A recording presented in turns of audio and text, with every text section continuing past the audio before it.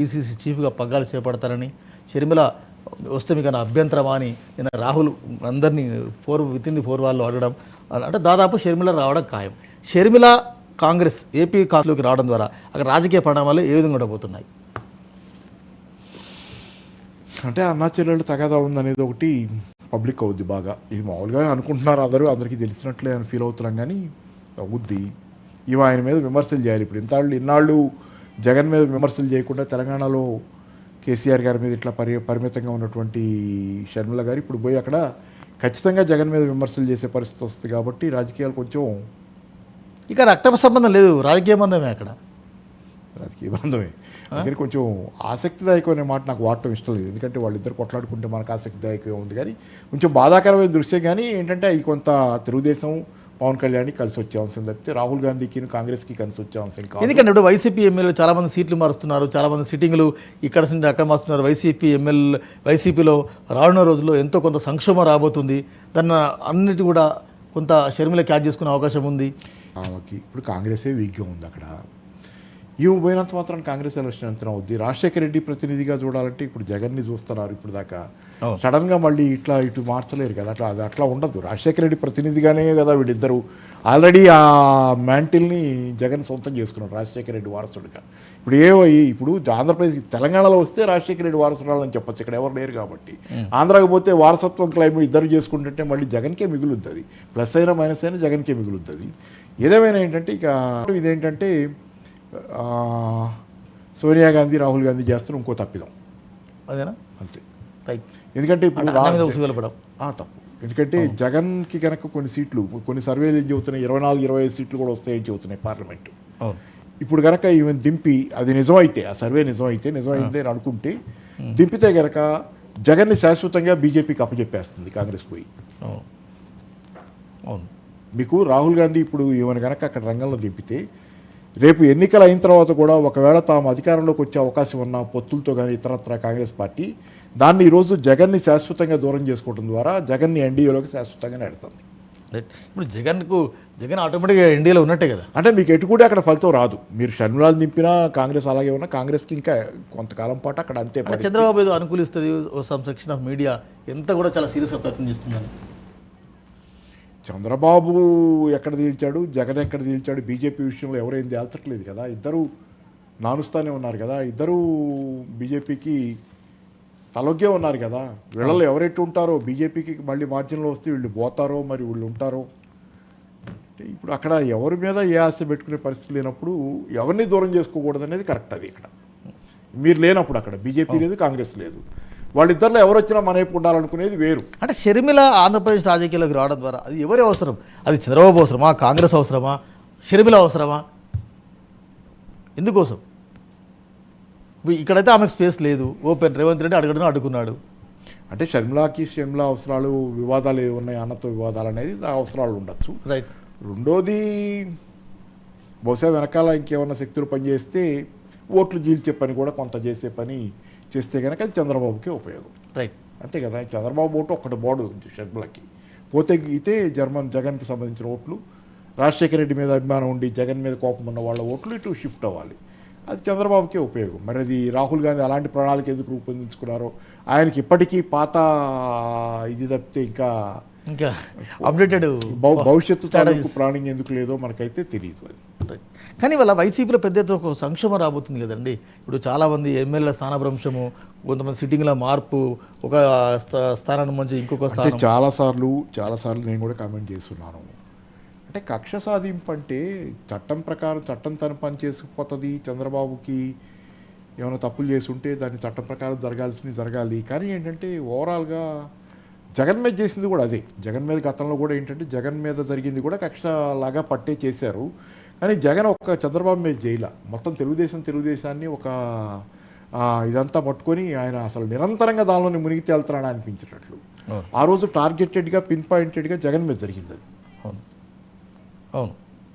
ఈరోజు అలా కాదు, స్కాటర్డ్గా చాలామంది మీద ఒక స్కాటర్డ్గా తెలుగుదేశం శ్రేణులు కాదన్న ప్రతి వాళ్ళ మీద జరిగింది. దీంతో ఏమైంది, అది జనాల్లో చాలా నెగిటివ్ మెసేజ్ వెళ్ళటం వల్ల కక్ష సాధింపే ఈ ప్రభుత్వానికి అల్టిమేట్ గోల్. నెలలో ఒకసారి బట్టల్లో నొక్కటం, మిగతాదంతా కక్ష సాధింపు అనేది కొంత వ్యాపించినటువంటి వాతావరణం ఉంది కాబట్టి అది ఖచ్చితంగా ఇప్పుడు షర్మిల వెళ్ళినా వెళ్ళకపోయినా జగన్కి కాస్త నెగిటివ్ నడుస్తూనే ఉంది, జనాల్లో వ్యతిరేకత ఉంది. ఇవాళ సీఎంఓ నుంచి తాడపల్లి ప్యాలెస్ నుంచి ఫోన్ వస్తే ఎమ్మెల్యేలు భయపడుతున్నారు, అసలు మాకు ఫోన్ ఎందుకు వస్తుంది అది, రోజు 10 మంది పిలవడం, భయపడేంత సీట్లు పరిస్థితి కాదు, భయపడేలాగా వాళ్ళు ప్రవర్తన వాళ్ళ పనితీరు ఉంటే ఇప్పుడు దానికి వాళ్ళ గురించి మనం ఆలోచించలేము. కానీ భయపడటం అంటే వాళ్ళు భయపడి ఏం చేస్తారు, ప్రజలు ఆల్రెడీ అప్పలేని వాళ్ళు తగ్గించినా వాళ్ళని పాక ఏం చేసినా ఇంకో వాళ్ళని తెచ్చిపెడితే వాళ్ళు పోయి జనాల్లో చెబితే వినేది ఎవరు మళ్ళీ అక్కడ ఆల్రెడీ జనాల్లో పలుకుబడి ఉన్నవాళ్ళు, జనాల్లో పనిచేసిన వాళ్ళు అయితే వాళ్ళు 175లో దాదాపు 75 స్థానాలు 60 నుంచి 75 స్థానాలు మారుస్తారు అని ఒక పెద్ద ఎత్తున సంకేతాలు వస్తున్నాయి. అంతమంది మీ మార్పు సాధ్యమా, పార్టీ ఉంటుందా? ఉంది ఆంధ్రప్రదేశ్ పరిస్థితి. నేను మొన్న పోతే నాకు వచ్చిన ఫీడ్బ్యాక్ అక్కడ ఎవరు వాళ్ళు చాలా ఎక్కువగా నెగిటివ్ ఉందనేది చాలామంది అంతమంది న్యూట్రల్గా ఉన్న వాళ్ళు కూడా చెబుతున్నారు. ఇంత వ్యతిరేకత వస్తే మరి వాళ్ళకి ఏ ఇన్పుట్స్ లేవా, ఫీడ్బ్యాక్ లేదా, లెవెల్లో ఏమన్నా సైలెంట్ ఓటర్ ఎవరైతే అట్టడుగువాడు పేదవాడు పథకాల లబ్ధిదారు ఓటేస్తాడంటే చూడాలి. ఎందుకంటే నాట్ బై బ్రెడ్ అలోన్ అనేది మనం ఎప్పుడు వింటాం. నాట్ బై బ్రెడ్ అలోన్, మీరు డబ్బులు ఇచ్చినంత మాత్రాన వాళ్ళని ఇతర సంతృష్టిపరిచినంత మాత్రాన ఆంధ్రప్రదేశ్లో కూడా నిరుద్యోగం, తెలంగాణలో చాలా పెద్ద ఎత్తున నిరుద్యోగానికి ఎంతో కొంత పరిష్కారం ఇక్కడ చూపించడానికి ప్రయత్నం అయితే భారీ ఎత్తున జరిగింది. ఆంధ్రప్రదేశ్లో ఇక్కడ భయంకరంగా ఉంది కదా. తెలంగాణలో 23.5 లక్షల ప్రైవేట్ ఉద్యోగాలు వచ్చినాయి. అలాగే ప్రభుత్వ రంగంలో ఉద్యోగాలు కూడా సాధ్యమైనంత చేశారు, కొన్ని వైఫల్యాలు ఉన్నా. కానీ ఆంధ్రప్రదేశ్లో చాలా వైఫల్యాలు ఎక్కువ పెద్ద ఎత్తున కనపడుతున్న నేపథ్యంలో మరి ఇదంతా అంటే మనకి గ్రౌండ్లో అసలు ఆంధ్రప్రదేశ్ అందరూ చాలా మంది గుడ్డిగా బ్లైండ్గా ఏం చెప్తున్నారంటే తెలంగాణలో సీఎం కేసీఆర్ గారు సీట్లు మార్చలేదు కాబట్టి ఓడిపోయారు అని. ఆయన వాస్తవానికి 10 మంది మారిస్తే తెలంగాణ, నేను కూడా మొదటి నుంచి తెలంగాణలో ఎలక్షన్ రిజల్ట్ రాకముందు నేను ప్రైవేట్గా మాట్లాడినప్పుడు ఇట్లా కూడా టీవీ ఛానల్లో కూడా కొంత పరోక్షంగానో ప్రత్యక్షంగానో కాంగ్రెస్కి అవకాశాలు ఉన్నాయనేది అర్థమవుతుంది. ఇక్కడ ఏదో జరుగుతుంది, అది జరిగేది ఇది అనేది మనకు అర్థమైంది. కానీ ఆంధ్రప్రదేశ్లో అర్థమయ్యే స్థితి లేకపోవడం ఇప్పుడు చాలా గొప్ప విచిత్రమైనటువంటి విషయం ఏంటంటే ఆంధ్రప్రదేశ్లో ఏం అర్థం కావట్లేదు అసలు. మరి అది మీడియా ఆంధ్రప్రదేశ్లో కాన్సన్ట్రేటెడ్గా మీడియా ఉంది కదా, వాళ్ళ ఆంధ్రప్రదేశ్ వాళ్ళ తాలూకు మీడియా తెలంగాణలో ఉండొచ్చు కేంద్రంగా, కానీ పెద్ద ఎత్తున మీడియా ఉండటం వల్ల ఈ గందరగోళం వల్ల కావచ్చు, మీడియా తాలూకు కేకోఫోని అంటాం కదా, రణగణ ధ్వనుల వల్ల కావచ్చు, ఏదైనా కానీ అక్కడ ఏం జరుగుతుంది అనేది మాత్రం అర్థం కాని స్థితి గ్రౌండ్ లెవెల్లో ఏంటున్నది. అంటే నేనేమంటున్నా సార్ అంటే ఇంతమంది మార్చడానికి ఒక అడుగు వెనక్కి వేసిన కేసీఆర్ భయపడ్డాడు, ఇంతమంది ఎమ్మెల్యేలు మారిస్తే వాళ్ళు ఇంకో పార్టీ పోతారు, సంక్షోభం వస్తాను. కానీ మీరు 60 మందిని మారుస్తారు, 70 మందిని మారుస్తారంటే సంక్షోభం రాదా, పార్టీలో ఉంటారా? ఇప్పుడు ఎవరికైనా ఏ రాజకీయ నాయకుడు గ్రిప్ కష్టం. ఎందుకంటే రాజశేఖర రెడ్డి స్టేచర్ ఉన్న వ్యక్తి అయితే జగన్ కాలేకపోయాడు కాబట్టి ఆ గ్రిప్ అనేది కొంచెం కష్టం. పార్టీలో చీలికొస్తే అది చిన్నాభిన్నం అయిపోవటమే. అది అక్కడ అవకాశం పూర్తిగా తెలుగుదేశానికి ఫీల్డ్ వదిలేసినట్టు. అందుకనే షర్మిల ఎంట్రీ ఎంతో కొంత ఇప్పుడు బాలినేని శ్రీనివాసరెడ్డి, తర్వాత మన మంగళగిరి రామకృష్ణ రెడ్డి, మళ్ళీ కొన్ని పేర్లు వస్తున్నాయి. అంటే మామూలుగా ఎవరు షర్మిల ఎంటర్ అయ్యి జగన్ దగ్గర నుంచి ఎవరు వెళ్ళిపోయి అక్కడ చేరిన అసంతృప్తులు, దానివల్ల షర్మిలాకి ఉపయోగం ఉండదు, జగన్కి ఉపయోగం ఉండదు, ఇద్దరు నష్టపోతారు. కాంగ్రెస్ పార్టీ నష్టపోతుంది, షర్మిల నష్టపోయేది ఏమి ఉండకపోవచ్చు. ఇంకా ఆల్రెడీ పెద్దగా కొన్నదేం లేదు కాబట్టి నష్టపోయేది ఏమి లేకపోవచ్చు. జగన్ నష్టపోతాడు, కాంగ్రెస్ పార్టీ గైన్ అయ్యేది ఉండదు. అది ఖచ్చితంగా చంద్రబాబుకి ఉపయోగం, నిస్సందేహంగా చంద్రబాబుకే ఉపయోగం. అది రైట్. ఓవరాల్గా ఆంధ్రప్రదేశ్ పాలిటిక్స్ రేపు ఎలా ఉండబోతున్నాయి చూద్దాం. షర్మిల రానివ్వండి, ఆమె ఏం మాట్లాడుతుందో కూడా చూడాలి కదా. ఆమె మాట్లాడే మాటలు అంటే అవైతే ఖచ్చితంగా జగన్ విమర్శించి తీరాలి. మరి కాంగ్రెస్ పార్టీ దింపినప్పుడు మరి ఈ మధ్యకాలంలో వచ్చిన వార్తల ప్రకారం ఆయనతో టచ్లో ఉన్నాడనే మాట వచ్చింది ఆ మధ్య. మరి ఆ రకంగా చూసుకుంటే జగన్ నేను షర్మిలని ఇద్దరిని కలిపి కూర్చోబెట్టి పొత్తు పెడితే కనుక అది ఇంకా అసలు జగన్ అంత సాహసం చేస్తారా? మోడీని కాదని, బీజేపీని కాదని అంత సాహసం చేయాలి. ఎలక్షన్ల దగ్గర ఉన్నప్పుడు ఇంకేం సాహసం ఏముంది చెప్పలేవు అవి. కాకపోతే ఏంటంటే జగన్ కూడా కాంగ్రెస్ హైకమాండ్తో టచ్లో ఉన్నారు, దాంతో వాళ్ళు కూడా బీజేపీ వాళ్ళు ఆగ్రహించారు ఈ మధ్య అనేది కొన్ని వార్తలు చలామణిలోకి వచ్చినాయి. ఉండొచ్చు, ఆశ్చర్యం ఏం లేదు జగన్ ఆయన టచ్లో ఉంటే. ఇప్పుడు రాజకీయ పార్టీల్లో కాకపోతే ఈ 3 రాష్ట్రాలలో బీజేపీ కాంగ్రెస్ ఓడిపోయిన తర్వాత ఎవరు వెనకాల మళ్ళీ బీజేపీకి వ్యతిరేకంగా పోకుండా సర్దేసుకుని ఉంటారు కాబట్టి ఇప్పుడు పరిస్థితి నేను చెప్పలేను. కానీ ఆ 3 రాష్ట్రాల ఎన్నికలకు ముందు మొత్తం 5 రాష్ట్రాలు, 3 రాష్ట్రాల్లో కాంగ్రెస్ ఓడిపోకముందు జగన్ కాంగ్రెస్తో టచ్లోకి పోయాడు హైకమాండ్లో అనేది ఒక మాట వచ్చింది. కాబట్టి వీ డోంట్ నో. కాకపోతే ఏంటంటే బీజేపీకి సంబంధించినంత వరకు ప్రతిపక్షాల శక్తివంతమైన ప్రతిపక్షాలు బీజేపీకి లేవు, కానీ శక్తివంతమైన ప్రజా సమూహాలు బీజేపీకి కనుక. మీరు ఆంధ్రప్రదేశ్ చూసుకోండి పాపారావు గారు, చంద్రబాబు వచ్చినా రేపు జగన్ వచ్చినా ఎవరు వచ్చినా మళ్ళీ బీజేపీ సపోర్ట్ చేయాల్సింది కదా. ఇలాంటి సమాజ్వాదీ ఉంది ఉత్తరప్రదేశ్లో, అవును, చాలా చోట్ల చాలా ప్రాంతీయ, మమతా బెనర్జీ, చాలా నితీష్, లాలు, చాలా ప్రాంతీయ పార్టీలు ఉన్నాయి. కాబట్టి అయితే గీతే బీజేపీకి వీచే ఎదురుగాలి ధరల పెరుగుదల వల్ల, నిరుద్యోగం వల్ల వాటిని ఫోకస్ చేసి కనుక ముందుకు తీసుకెళ్తే బీజేపీకి ఆ ఎదురుగాలి వీచి ఈ ప్రాంతీయ పక్షాలు కనుక మేజర్గా సీట్లు పొందగలిగితే ఆ యునైటెడ్ ఫ్రంట్ లాగా ఏదో అన్ని చిన్న చిన్న పక్షాలన్నీ కలిసి ఒక ప్రత్యామ్నాయం ఫామ్ చేయడానికి ఒక వేదిక ఉంది ఇప్పటికీ. ఇక బోల, ఎందుకంటే ప్రజల సమస్యలు అపరిష్కృతంగా, ప్రజల సమస్యలు పెరిగినాయి, నిరుద్యోగం తీవ్రంగా ఉంది, అలాగే ధరల పెరుగుదల భరించలేని స్థాయిలో ఉంది. అది ఇప్పుడు ఎలక్షన్లోపు వాళ్ళు పరిష్కారం చేయగలిగినవి కాదు ఇవి.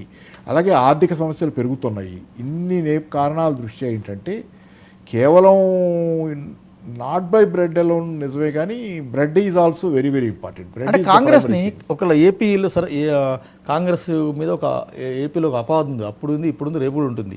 కానీ ఇందా మార్నింగ్ తులసిరెడ్డి గారు మాట్లాడుతూ అన్నారు, మేము చాలా పకడ్బందీగా వస్తున్నాం, చాలా స్ట్రాటజీగా వస్తున్నాం.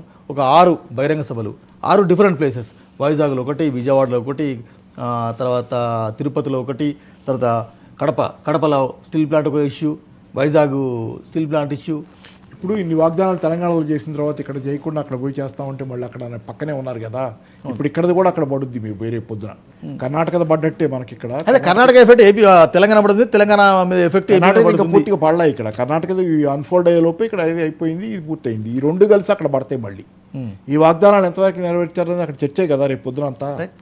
3 నెలలు ఉంది కదా, ఈ 3 నెలల్లో ఈ వాగ్దానాలు తెలంగాణలో నెరవేరుతుంటే తెలంగాణ ప్రజలు సంతుష్టిగా ఉంటే ఈ వార్త అక్కడికి. ఇప్పుడు విశాఖ స్టీల్ ప్లాంట్ ఒక ఇష్యూ తీసుకుంటున్నారు అక్కడ. విజయవాడకు వస్తే విజయవాడ అమరావతి అంటే కాంగ్రెస్ వాగ్దానాలనే ప్రత్యేక హోదా నిజమే, కానీ అసలు ఎవరిని నమ్మటం మానేసిన జనాలు, రాజకీయ పార్టీలను చాలా వరకు నమ్మటం మానేస్తున్న జనాలు ఏదో అక్కడక్కడ తప్పితే, ఇప్పుడు తెలంగాణలో వాగ్దానాలు విఫలమవుతున్న వార్త ఎంతసేపు వ్యాపించాలి? కర్ణాటకలో భాష మనది, కానీ కర్ణాటక నుంచి ఈ వార్త అక్కడ బాగటం ఎంత పని? తెలంగాణ మీద 2 నెలలు ఉంది కదండి. 2 నెలలైనా 10 రోజులు, ఒక రోజు చాలు, 24 గంటలు చాలు. ఈ పేపర్లు అక్కడ చదువుతారు, ఆ పేపర్లు ఇక్కడ చదువుతారు, ఇక్కడ వార్త అక్కడ తెలుసు, అక్కడ వార్త ఇక్కడ తెలుసు. మనం మాట్లాడుకుంటారా కర్ణాటక గురించి చర్చ పెట్టుకుంటున్నాం మనం ఇప్పుడు. మనం మాట్లాడుకుంటుంది ఆంధ్ర రాజకీయాలు, ఎందుకంటే మన తమ్ముళ్ళు, మన అన్నలు, మనోళ్ళే, మనం అంతా ఒకటేనని ఏదైనా తెలుగు మాట్లాడినాం కదా, ఇక్కడ ఉన్నా కానీ అక్కడ చర్చిస్తున్నాం కదా, కాబట్టి అక్కడ వాళ్ళు కూడా ఇక్కడ చర్చిస్తారు. అంటే ఇప్పుడు ఏపీలో, ఆంధ్రప్రదేశ్లో అటు వైసీపీ లేకుంటే టీడీపీ కూటమి, ఈ 2 తప్ప అది తెలంగాణలో వాళ్ళ పర్ఫార్మెన్స్ మీద ఉంటుంది సార్. నేను ఖచ్చితంగా 100% రాసిస్తా. తెలంగాణ వైపు ఆంధ్ర జనాలు కూడా ఆసక్తిగా చూస్తున్నారు. ఈ డిబేట్ ఆంధ్ర జనాలు చూస్తారు కదా, తెలంగాణకే పరిమితం కాదు ఈ డిబేట్, అందరూ చూస్తారు. తెలంగాణ గురించి మనం మాట్లాడి కూడా ఆంధ్ర జనాలు కూడా చూస్తారు. కాబట్టి ఈ చర్చ మొత్తం అక్కడ చూస్తారు. తెలంగాణలో కాంగ్రెస్ పార్టీ సక్సెస్ అయితే దానికంటే ప్రాక్టికల్గా వాళ్ళకి వేరే అక్కర్లే. ఈ మాటలు 1000 మాటలు నమ్మరు, మీరు ఒక్క పని చేసి చూపిస్తే నమ్ముతారు. తెలంగాణలో మీరు చెప్పినవి విఫలం అయితే ఆంధ్రాలో నమ్మరు. తెలంగాణలో మీరు చెప్పినట్టు పోసకొచ్చినట్టు చేస్తుంటే ఆంధ్రాలో ఎవరు చెప్పక్కర్ల, వాళ్ళే ఓటేస్తారు. అంటే ఏపీలో థర్డ్ ఫ్రంట్, ఒక 3వ ప్రత్యామ్నాయం అనేది పుట్టుకొచ్చే అవకాశం లేదా?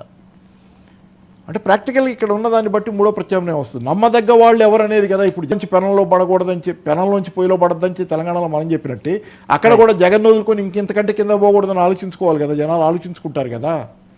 ఉన్నదేదో ఇలాగే ఉంటే బెటర్ కదా, దీనికంటే ఇంకా వరస్ట్ అవటం ఎందుకని? ఇది బాగుందని కాదు ఒక్కోసారి, రైట్. అందుకని ఏంటంటే ఇక్కడ కనుక బాగుంటే బాగుంది కదా, తెలంగాణలో కాంగ్రెస్ పాలన అనేది పెద్ద ఊపది అక్కడ. రైట్, చూద్దాం సార్ ఏం జరుగుతుంది, ఏం కథ అన్నది. ఆంధ్రప్రదేశ్లో రాజకీయాలు ఎట్లా పోతున్నాయి, జాతీయ వ్యాప్తంగా కాంగ్రెస్కి రాహుల్ నాయకత్వం ఏ మేరకు పనిచేస్తుంది, ఇవన్నింటినీ కూడా రానున్న రోజుల్లో కాలమే పరిష్కారం చెప్పబోతుంది. Thank you very much. ఇది వాటి షో.